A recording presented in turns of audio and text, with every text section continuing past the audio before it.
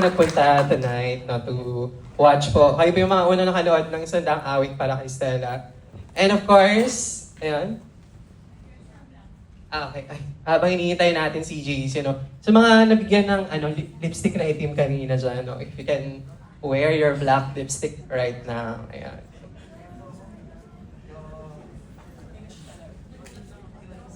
Kamusta? Kinaya nyo ba?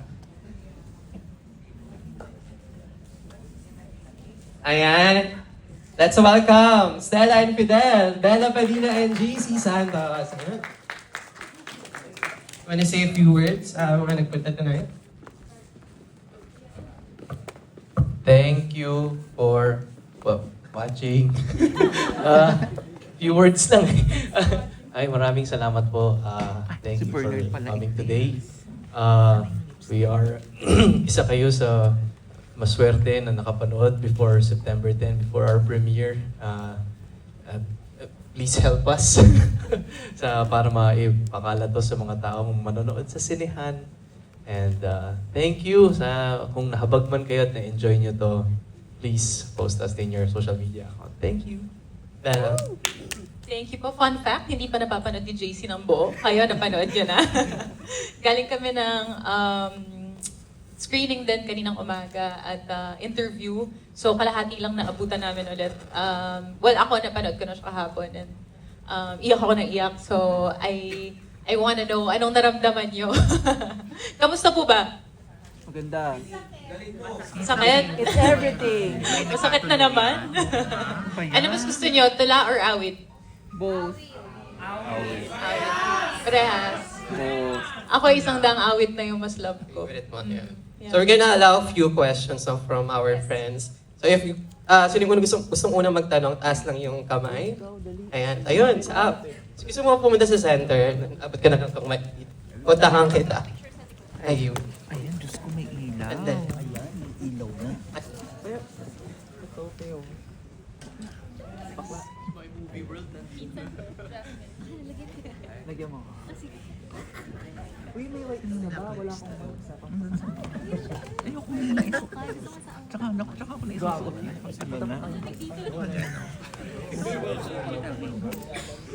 Pinatay nila. ayun. Pakilala ka na lang and then you can ask Ikaw your pa question. Bernard, mawawala. Ayan, magandang hapon po. Hello, I am Mario. Ayan, it's my birthday nung September 3. And, and Ate Bella gave this surprise, actually birthday for me. Ay, As a ikaw gift. yun. Yes! And yeah, thank you so much. Sobrang ganda po ng isang daang awit. And of course, I'm here with my girlfriend. Ginawan ko rin siya ng isang daang tula nung nililigawan ko pa siya. And sana, makapag-picture and Oo naman. about later. And my question is, tingin nyo po, to our, I guess, doon po sa mga natakil din naman po sa movie kanina. Ano po yung mga advice nyo doon sa mga nakaka-experience po sa social media, no online bullying and such po, na, ayun po.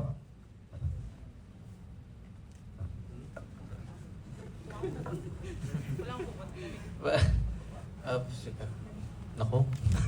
Hindi rin ako expert sa social media, hindi rin naman ako nagbabasa. So I guess maybe yung ginagawa ko para klaro lang yung para hindi ako nagbabasa ng comments, hindi ako nagbabasa ng nandun lang ako sa explore page at kung kaya nyo mag-mute ng mga tao. Ano ba? Usually, nakakalimutan din ng mga tao yan eh, yung mga sinasabi nila sa'yo at saka kadalasan, yung mga sinasabi nila sa'yo, hindi naman nila kayang sabihin in front of you. So, yeah. So, don't take it seriously. Maybe. Totoo yun, yung di nila kayang sabihin in front of you. Ako especially now in 2025 or dahil after ng pandemic, parang lahat tayo na stuck sa loob ng bahay, di ba? Nasanay tayo na lahat, we're chronically online. So, yung iba, nagkaroon ng habit to hindi na comment. Kasi commenting on someone or something is either constructive yan or you're trying to say something, diba, to add to a topic. Pero if you're just commenting just to speak up or minsan nonsense na, noise na lang siya, di ba?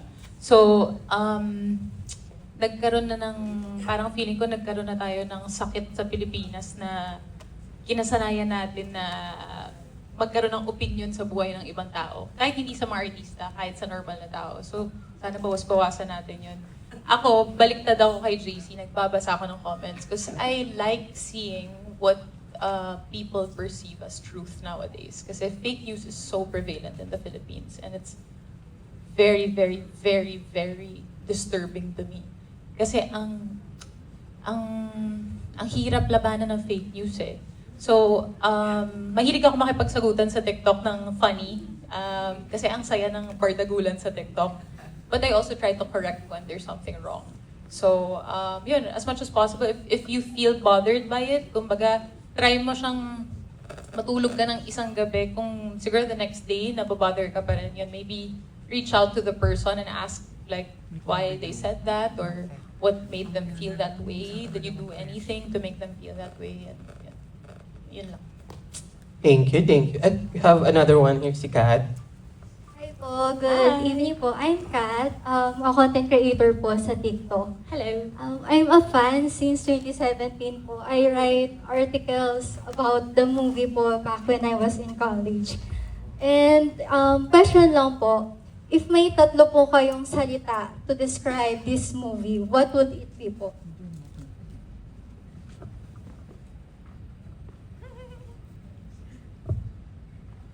Hindi limerence to. Nako, lagot ka.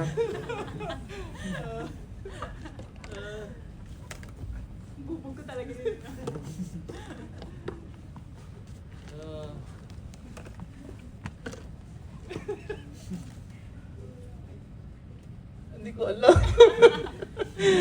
Hindi ko alam. To describe this movie,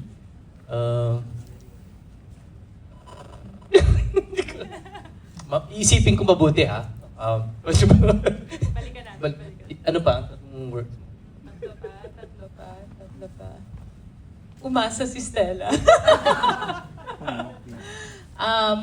Pogi ni Fidel. Pansin niyo ba? Grabe yung mga shots ni JC dito, no? Grabe. Ibigay natin kay Grabe. JC. Money shot eh. Oh. Grabe ka dito. Ano pa?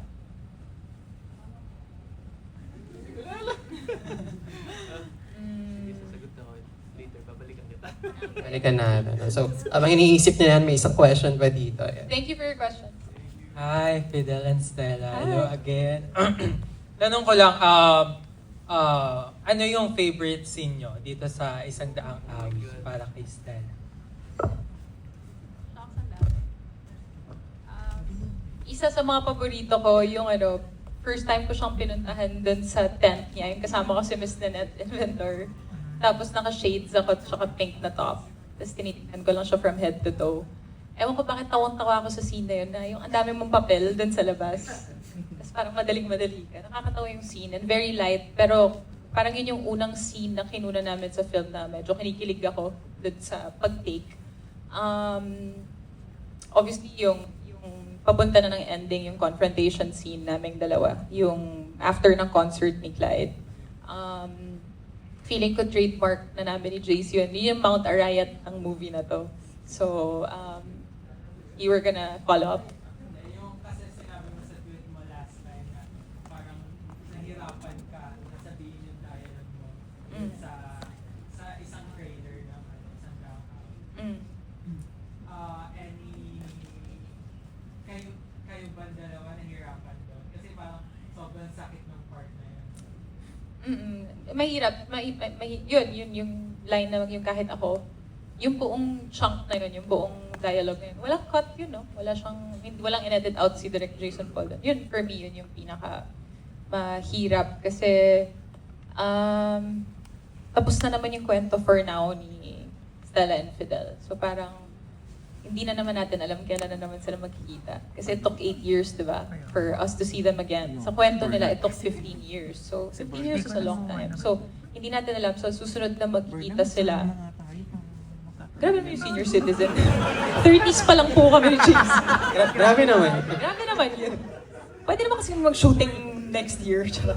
And then, pero kung 15 years, hindi natin alam, baka may asawa na sila next time. Parang, ang nakakatakot. Ako na natakot akong makasalubong ni Stella si Fidel next time. Lalo na natapos sila ng ganito, on a high si Fidel. Ikaw? Ang favorite scene ko kasi maybe dahil na-enjoy ko to dahil inisip ko siya na mabuti at pinractice ko to sa harapan niya. Yun yung time na kinanta ni Fidel sa harapan niya yung kanta ni Clyde. At alala ko, pinractice namin yun. Sinabi ko kay Bella na, Bella, ito yung gagawin ko ha. Tapos kakantahin ko sa harap niya. Tapos sabi ko, baka maiyak ako dun ha, hindi ko alam ha. Tapos, nung ginagawa na namin, siya yung umiiyak. Hindi naman ako naiiyak. Yan. So, nakakakilig yung eksenang yan. Probably my favorite. Parang lahat ng tao sa set kinilig ko. Oh, limerence nga daw. Ayun yung tatlong word ko. Limerence. Gaga! Limerence nga. Ano daw pinakamahirap for you na issue? Pinakamahirap, yung away. Kasi it's one of those script lines probably na hindi ako agree dun sa character eh. Ang hirap nun eh. Na ganito magsalita si Fidel, tapos kailangan ko siyang intindihin. Kailangan kong mahabag sa kanya at pumasok sa shoes niya or sa brain niya na nagme-make sense to sa kanya eh. Pero kasi sa akin as JC parang, uy, ano ba? Uy, kalma. Diba? Tama siya eh. Gasolina mo yung insecurity. Ginagawa mo siyang reason. Parang gano'n. So, for me, kailangan ko ipagtanggol si Fidel dito. So, for me, that's the most challenging part. Yeah. Ayun. I think may next screening pa for this cinema. So we're gonna down na to last question for tonight. Meron dito sa Hi Bella. Hi JC. Hello. Kabasag, no? Kabasag yung film. I know, right? Ba't ganyan kayo? Anyway, as a director yourself, Bella, I wonder if masaya ka ba sa ending ng dalawa yung resolution ng relationship nila JC, ni Fidel at saka ni Stella. Would you have rather have it ended differently, or do you think na mas in character siya for the both characters, for Stella and Fidel? I answered someone online about this. Sabi ko, this is the perfect ending for this film. I really love this ending kasi they both won as people. Si Fidel finally got the recognition he deserves, and Stella finally fought all her demons. They both are so whole in the end. So now when they meet again, and hopefully single pa silang dalawa pag nag-meet sila ulit, kaya na nilang harapin yung isa't isa ng maayos kasi buong tao sila nung natapos tong movie na to. So, nahanap nila parehas kung sino sila without each other. Kaya, ang importante lahat ng eksena. Kasi kahapon nung pinanood namin, nagtanong pa ako kay Lemon. I asked Lemon, yung scene namin ni Carl, yung kabanda ko dati sa Tampururot, sabi ko, kailangan ba yung scene na yun? Although I love the whole scene, I love Carl's acting, and Carl's such a nice person, I also feel like he adds so much nostalgia to the film because nandun siya sa isang dangtula. But then na-realize ko, it's the first time Stella's asking for help and advice from someone na hindi siya romantically involved with. So sabi ko, yes, kailangan nga yung eksena na yun. So si Fidel then finally got recognition from such a big audience. Hindi mga peers niya lang sa school. These are strangers na, kung napansin niyo yung eksena kanina, sabay-sabay nagtaas ng cellphone na, you know, they were finally shining a light on him. You know, like they finally got what they both deserve. So, it's really the perfect ending. And, you know, we had so many questions on set. Ang dami naming, parang hindi naman sasabihin ni Stella to, hindi naman sasabihin ni Fidel to. But Jason Paul Aksamana knows what he's doing. Like, you really have to trust that he knows what he's doing. Thank you. JC. Ikaw? Wala. Masumagot ka. Marets, di ba? Hindi kasi nalala ko lang sinabi ni Direk Jason Paul, kung nandito siya ngayon, pagtatanggol niya to, sinasabi niya na, alam ko nandito siya. Direk! Mamaya makakasama natin siya. Hindi daw to love story sa kanya. I disagree. It's a love story. So, may expound siya dun eh. So, hindi lang ako sure kung ano yung ibig niya sabihin. Para sa kanya, hindi ito love story. So, ayan. Ayun. Thank you. Invite na lang natin everyone to spread the word. watch again. Media conference to, hindi naman to vloggers conference. Nandito lahat ng familiar faces. Grabe naman. Yes, thank you sa lahat ng mga naka-raise na cellphone ngayon. I know, ito na yung strength nyo. Please help us spread the word. Palabas na po kami sa September 10. At sa lahat ng mga nanood noon, noong 2017, iniibitahan po namin ulit kayo na panoorin ito. And please tell your friends and family. Isang daang awit para kay Stella. Thank you so much. Isang pakiusap lang po namin. Sana po wala munang spoilers. Huwag niyo pong sasabihin na hindi kami nagkatuluyan. Kaya niyo sila Aabangan mag-isip. po kami sa labas. Huwag niyo po munang sabihin kasi, magagalit po sila sa Twitter. Charot. Thank you so much. Maraming salamat. We can have like a one photo off together. Ayan. Yes. As a whole. Compress lang tayo. Pero papayag ako magpa-picture kay Sir na anniversary niyo, di ba tama ba? Birthday. Tama. Sige, go. Dito na lang, paharap na lang po tayo. Dito. Dito sa